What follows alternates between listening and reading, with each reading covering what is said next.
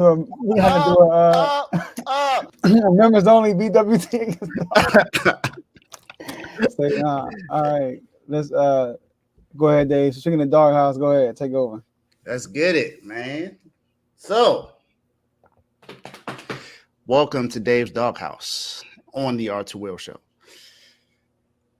So, this show is to talk about the highlights and lowlights of players, teams, analysts, reporters, interpreters. Don't matter. If you're in the sports world, this is for you. So, I'm going to give a preview of what I'll be talking about tomorrow night at 8 p.m. Eastern Standard Time. So, we did watch the national championship game yesterday. And it's been a great college basketball season all year round. I believe regular season and in the NCAA tournament, it's been huge. It's been huge. But now we got to talk about some things that didn't go so well for a certain team. I normally would make you guys guess who I'm going to talk about first, but I'm going to go ahead and just say exactly who it is because we literally just watched them play last night. And it was Edie or nothing else. The Purdue Boilermakers, others. Let me tell y'all how bad they were yesterday. So they only had 2 points off the bench entirely. 2 points, period. They shot 14% from three. They only attempted 8 threes the entire game and made one of them. Just one. Not only that, let's take away Edie's stats, just his numbers. He shot 15 to 25, right? Y'all want to guess how badly they shot last night? They shot 9 of 29 from the field. They missed 20 shots altogether and only had one other person to score double digits, and that was only 12 points. And he shot 4-12 from the field. Edie did what he could. Like Joe said, he had 37 points, 10 rebounds, 2 blocks. He played as best as he could yesterday. But what did Dan Hurley say? He said, take away all the others. And that's exactly what they did. They did that. They took away that only. Edie was able to do whatever he wanted. But Smith couldn't do anything. No one else on Purdue's team could really score a bucket. They got in foul trouble, though. You know, they definitely did foul a lot. So that's just what happened. They weren't able to do much of anything. What more do you want from me? So UConn dominated. And Kev, I'll answer you later. So this was an opportunity for Purdue to do something they haven't done ever. And that's to win a national championship and beat the team that everyone thought was unbeatable. But what did they do? All they did was they got it to where they was within 6 points at the end of the first half. Then the second half came. And they pretty much got dominated from beginning to end in the second half. It was like as soon as UConn got the momentum, they could not take it away. Every time Smith drove the ball and he couldn't find Edie, he didn't know what to do. All they did, that's all they looked for last night. All it was like, all right, how are we going to get Edie the ball? Shout out to Carl, because Carl said they could have scored 40 points and it wouldn't have made a difference. They still was going to lose that game. And he almost had 40 and they still lost. Come on now, dog. Come on, man. So Purdue, outside of Edie, you are the newest member of the doghouse. So welcome to the doghouse. My guy, you in the doghouse. Now, do I have any comments from my two fellas about this? I ain't got nothing to say, man. That's just terrible. I scored more points than half them. I'm not gonna lie, man. I had intentions to like challenge you on this.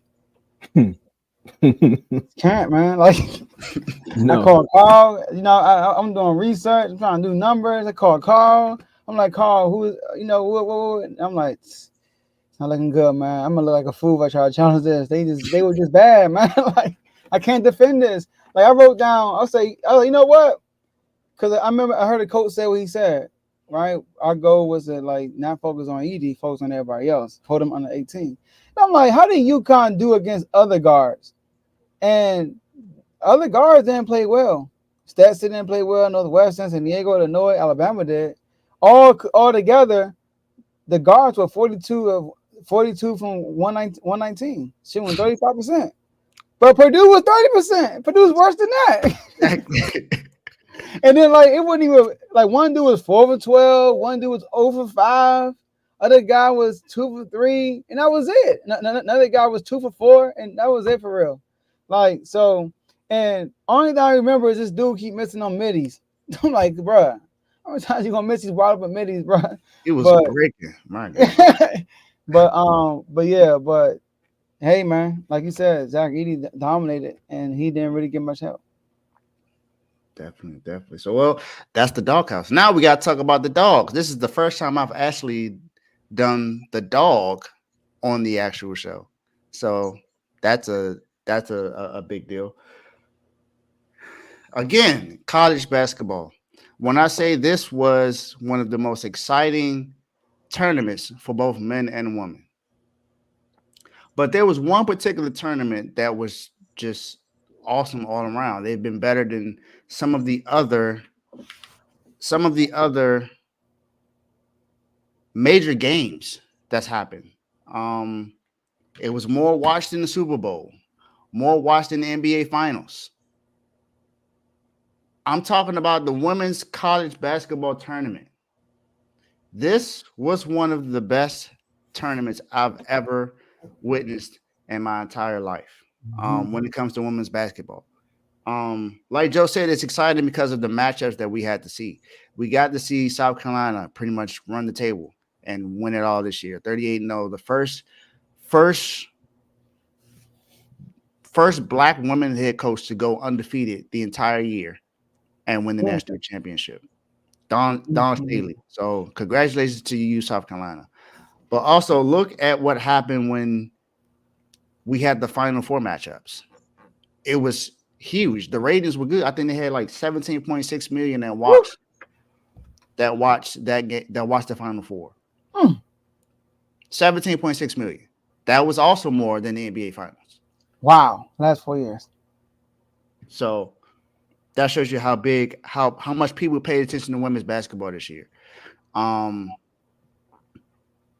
Then you look at the young ladies that were talked about almost all year long. I mentioned the names already. You got Caitlin Clark that was talked about. You had Hannah Hidalgo in Notre Dame. You had Juju Walkers from USC. You got Paige Beckers from UConn. Then you got Camila from South Carolina. You had to talk about her. Then you got Angel Reese and Flo and the other young lady who's now transferring. You had those three girls with LSU. Haley Van Lith, you had her with LSU. You had those three girls. You had them to talk about. So this was women's college basketball was about matchups this year, and it has not always been like that. It's always been about teams. Remember when Gino was running UConn, it was more so about the team just dominating all the way through. We know what he has. He has 11 championships. He had a chance to get 12 this year, but it didn't happen. But he's the most winningest coach in basketball, period. And he's a women's college basketball coach. So guess what the numbers were for the national championship game? 18.7 million watched the women's national championship game. 18.7 million, man. I gotta look at these numbers again. So the viewership, one second, I just had it pulled up. It was crazy. So viewership went up 89% from last year to this year, 285% from 2022 to this year. It peaked at 24 million viewers during the game. It's the most watched basketball game, men's or women's college basketball since 2019.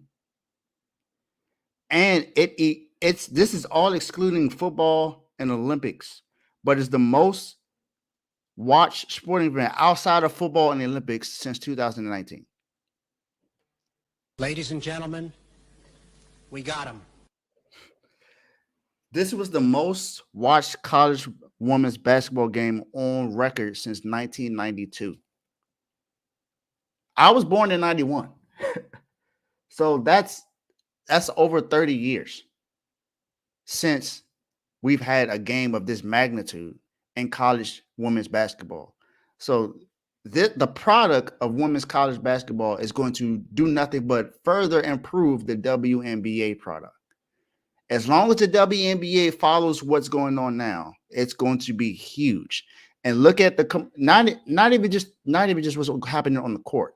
Look at what they're doing for them outside of the court. You got Juju Watkins in the commercial with Joel Embiid.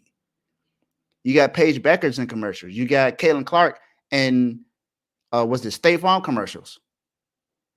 They are making money because of the NIL, but also commercials. And now they're furthering along that product because hey, these are the young ladies that are going to be next up in the WNBA.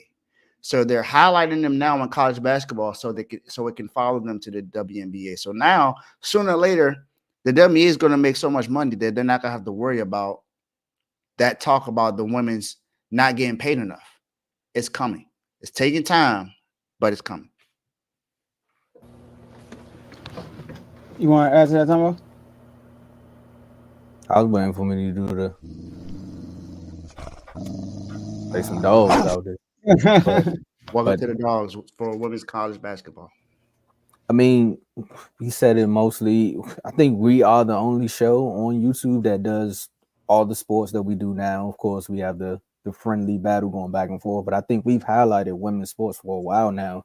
We've even had a debate several times in the R2L chat about how can the viewership go up in women's basketball. And we always said that, one, the competition has to get a little better, and the competition has gotten better.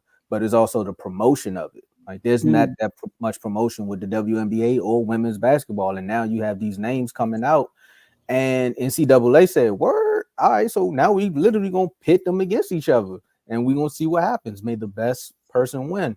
And WNBA, it's like what we always say on the show, he's going to pass you off one of the best draft classes. What you going to do with it?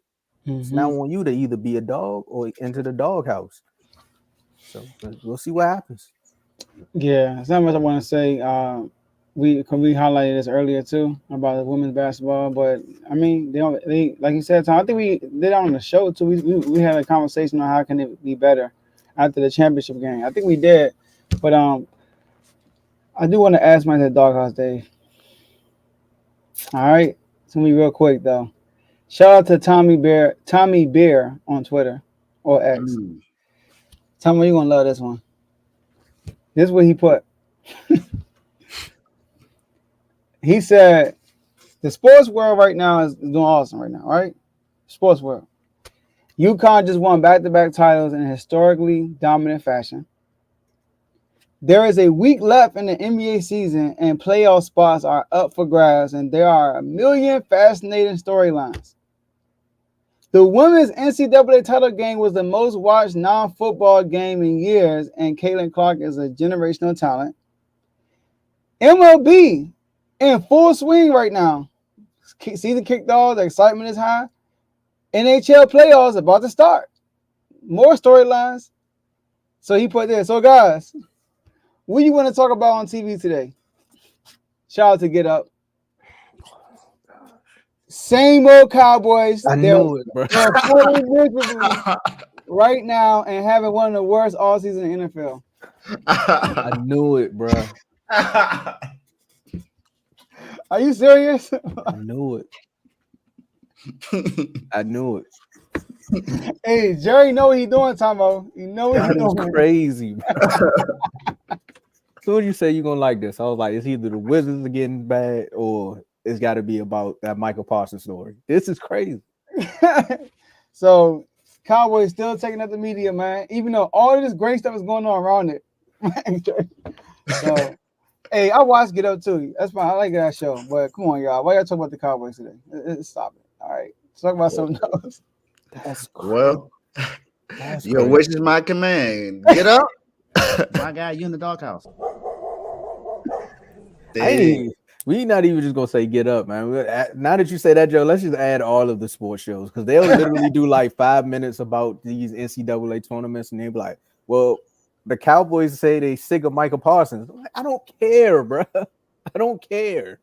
Yeah, man. Like even we haven't talked about that. Like Exactly. And you got a Cowboy fan up here. Like, honestly, let's peel back the curtain before we get out of here. How many Cowboy topics do I even come to the group with? I don't even like to talk about the Cowboys. Sometimes it's us. We bring it to you. And then you try to be like, come on, man, I don't want to talk about that. Like, this is crazy. That's right.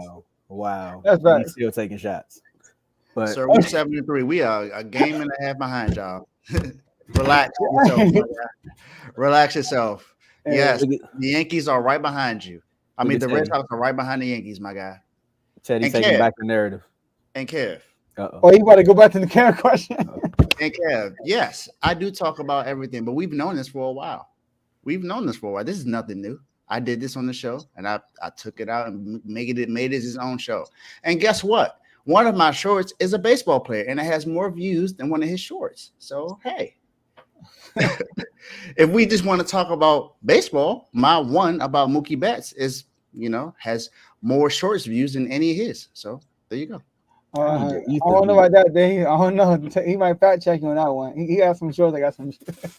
Hey, I haven't seen the post. I ain't seen the post about it. I'm a viewer. Yeah. You back up, King's Talk. Yeah, King's Talk. We the lowest rated show on the network. So I ain't got no smoke with nobody. Oh, this is gonna be good. Y'all might want to join the chat. This just got turned up out of nowhere. I know. Go ahead. Oh, how many? Are we counting now? Okay, you can take it to the chat. All right, let's wrap this up. We'll take it to the chat, my guy. Yeah, he got a show at 10:30 anyway. So let's wrap this up. Last words, man. It was a great show. Great.